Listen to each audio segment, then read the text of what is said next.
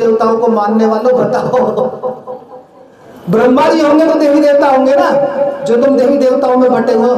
यहाँ की तो पालिश मैंने करा दी पंडित जी, अब सारे देवी देवताओं की पालिश तुम कराओ। ऐसे होना चाहिए क्या?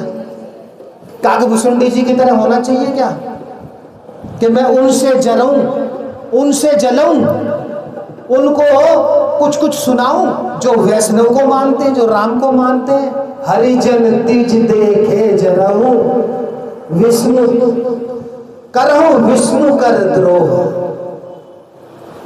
हरिजन द्विज, जो हरि को मानने वाले हैं, द्विज ब्राह्मण, क्योंकि ब्राह्मण ज्यादातर राम कृष्ण वैष्णव को मानने वाले होते हैं। तो काकभूषुंडी जी क्या कह रहे हैं, उनको देख देख के मैं जला करता था, फूका करता था। मेरे मन से ये निकलता था, अरे भाई मैं उस नगरी से आया हूं, मैं उस अवध से आया जहां मेरा जन्म हुआ, और वहां पे अकाल पड़ा तो राम जी को दिखाई नहीं दे रहा था कि कम से कम आके अपनी नगरी को संभालते, बारिश ही करा देते। वहां अकाल पड़ा हुआ था अवध में, इनको कैसे बताऊं मैं? तो हरिजन द्विज देखे जरहूं, करहूं विष्णु कर द्रोह। विष्णु को मानने वालों को मैं बुरी नजर से, गलत नजर से, गलत वैसी गलत नजर नहीं कि ऐसी नजर जिससे ये छोटे लगे कि ये छोटे लोग क्या क्या क्या राम कृष्ण जी में पड़े हुए हैं कि फंड फैला रखे हैं, राम कृष्ण की पूजा करने लाग रहे से, अकाल को पूजो। काकभूषुंडी जी के मन में बार बार ये सवाल आता था कि क्यों ये ऐसे वैष्णव को पूज रहे हैं, राम और कृष्ण में लगे हुए हैं, शिव को क्यों नहीं मानते जो उज्जैन नगरी इतनी खुशहाल है।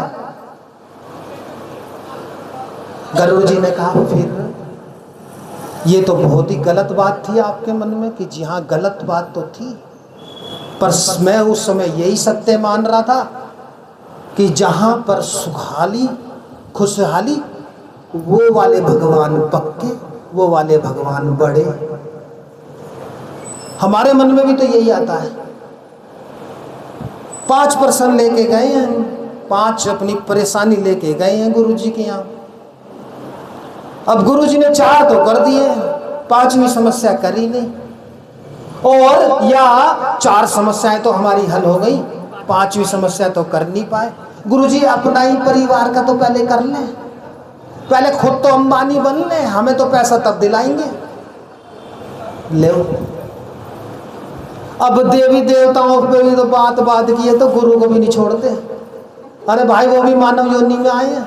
काकभूषुंडी जी राम के पीछे पड़ गए कि अपनी अयोध्या में तो वो करा ले बारिश।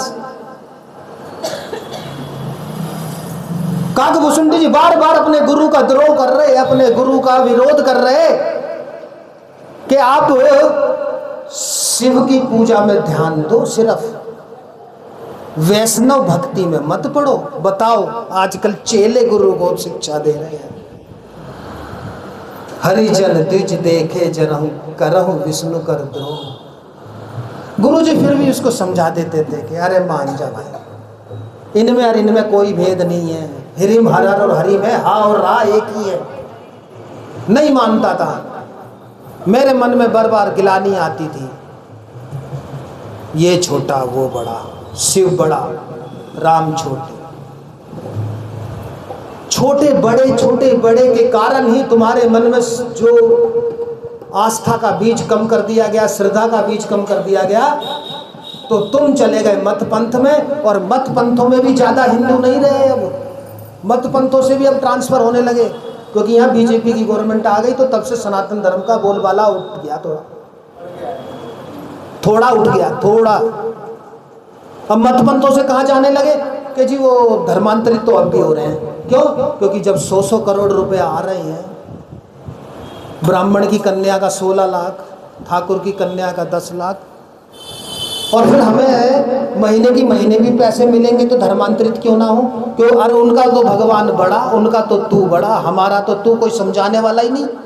हमारी तो बताओ तू के लिए कथा कर देते हैं, बढ़िया बढ़िया मंच बजा लेते हैं, मंच सजा देते हैं, और मंच पे नाचने गाने वाले लोग जो है वो हमें उसमें मजा आता है, फिर हम भी नाचते हैं। ये आजकल कथाएं हैं। अरे कथा नहीं चाहिए सत्यपाल जी, कथा में विश्वास चाहिए, कथा में श्रद्धा चाहिए। वो तभी आएगी जब काल को जान लो और अकाल को जान लो।